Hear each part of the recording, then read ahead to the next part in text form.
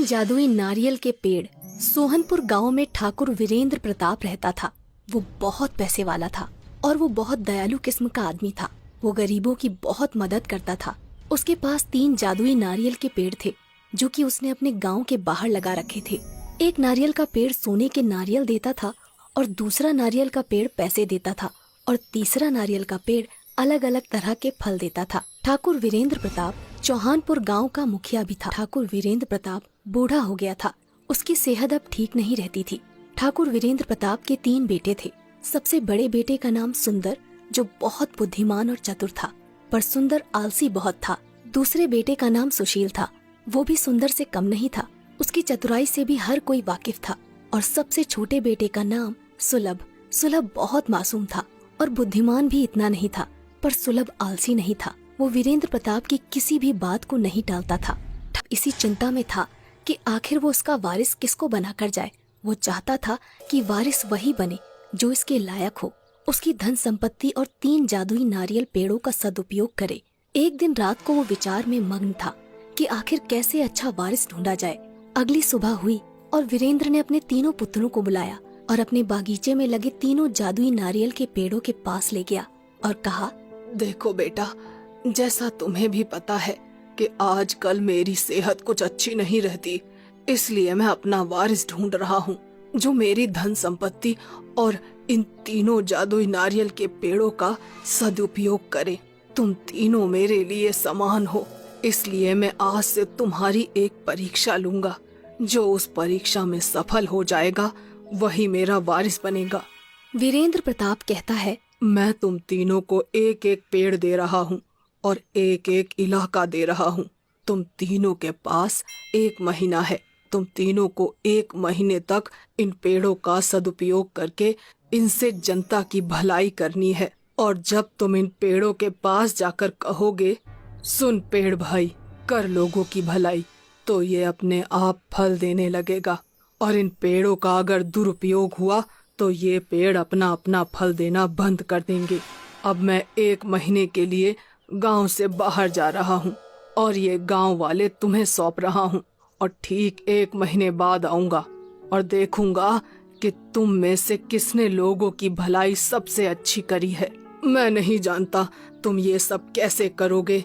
ये सब तुम्हें अपनी बुद्धिमानी के प्रयोग से करना है।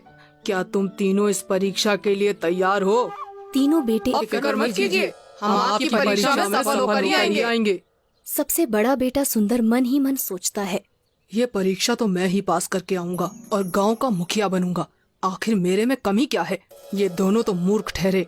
दूसरा बेटा सुशील मन ही मन सोचता है, आखिर वो तो पिताजी को भी पता है कि मुखिया कौन बनेगा। मुखिया बनने के लिए योग्य सिर्फ मैं ही हूँ। मैं सुंदर भैया से किसी काम में कम नहीं हूँ और सुलभ तो इस परीक्षा में कहीं है ही नहीं। सुलभ मन ही मन सोचता है, पिताजी ने यह परीक्षा रखवा कर अच्छा किया। चलो, हमें भी अब थोड़ा मदद करने का पुण्य मिलेगा। वीरेंद्र सिंह बड़े बेटे सुंदर को सोने के नारियल वाला पेड़ दे देता है। फिर दूसरे बेटे सुशील को नारियल के पैसे वाला पेड़ दे देता है और सबसे छोटे बेटे सुलभ को तरह तरह के फल देने वाले नारियल का पेड़ दे देता है और कहता है, ठीक है बच्चों, अब मैं चलता हूँ। मेरा आशीर्वाद तुम तीनों के साथ है। ऐसा कहकर वीरेंद्र प्रताप गांव से निकल जाता है। अगली सुबह होती है। तीनों बेटे अपने अपने पेड़ के पास चले जाते हैं। सुंदर सोने के नारियल वाले पेड़ के पास जाता है और सोचने लगता है कि अब लोगों की भलाई मैं इससे कैसे करूं। वो पेड़ के पास जाता है और कहता है, सुन पेड़ भाई, कर लोगों की भलाई। इतने में ही पेड़ से सोने के नारियल निकलने लगते हैं। सुंदर उन नारियल को सुबह सोने की दुकानों पर बेच देता है, पर जैसे ही पैसे आते हैं वो सोचता है, मैं लोगों की भलाई तो बाद में ही कर सकता हूँ, अभी क्यों ना ये पैसे मैं खुद पर खर्च कर लूं। ऐसा सोचकर वो उन पैसों से खुद के लिए शराब खरीद लेता है।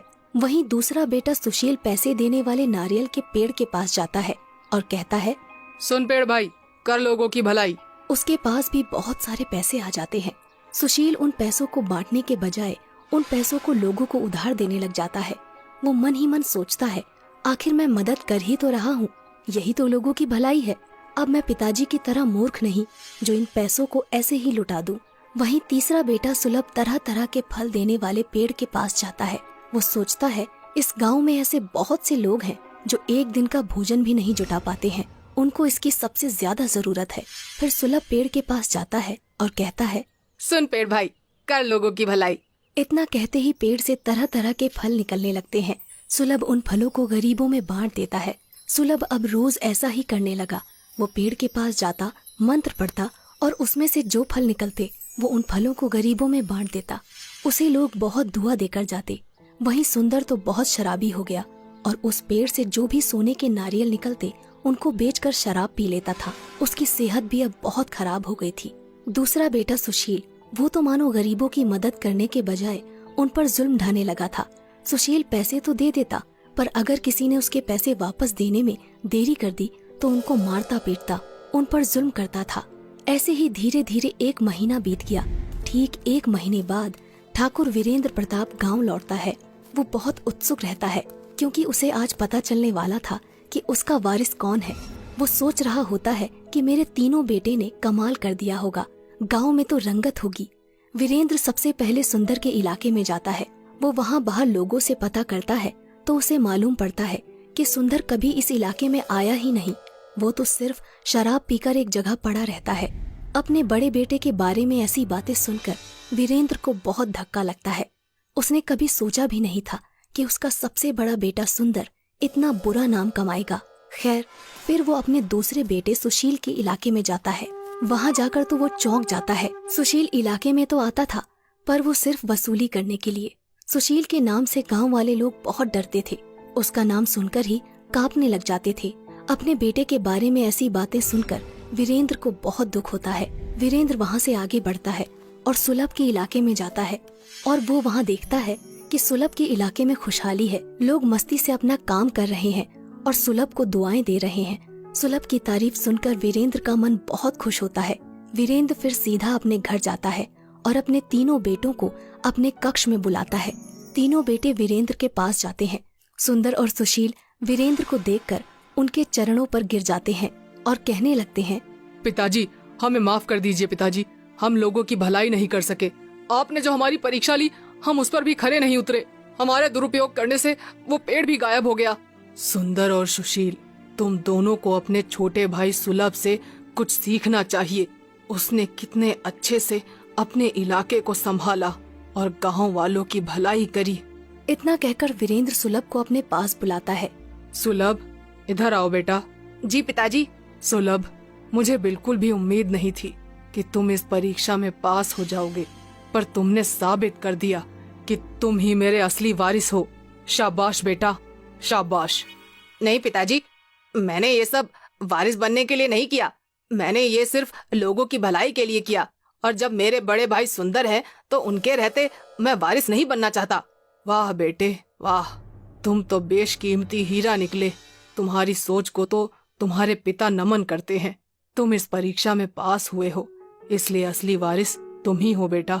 ऐसा कहकर वीरेंद्र सुलभ को गले लगा लेता है और अगले ही दिन सभी गांव वालों के सामने सुलभ को अपना वारिस और नया मुखिया घोषित कर देता है।